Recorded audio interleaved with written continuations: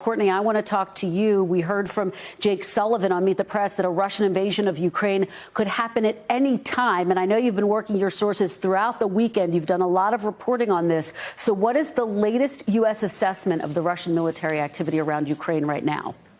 So they have a very significant military force surrounding Ukraine on three sides right now. That includes, according to these officials, 83 battalion tactical groups. That's not exactly like a U.S. military term, but to give you a sense, the BTGs that they have and all of the additional capabilities, logistics and support is more than 100,000 Russian forces arrayed around there. Now that, if in fact Russia were to go forward with a full-scale invasion of Ukraine, I'm talking about a military effort to take over, ultimately take over the entire country, the officials believe that it would take somewhere in the neighborhood of about 120 of these battalion tactical groups. Now, there are still about 14 more that are heading in, so they're well on their way at this pace to have the full complement of all Russian military forces arrayed around Ukraine by middle of the month, somewhere around February 15th, you know, with a couple of days on either side as a window.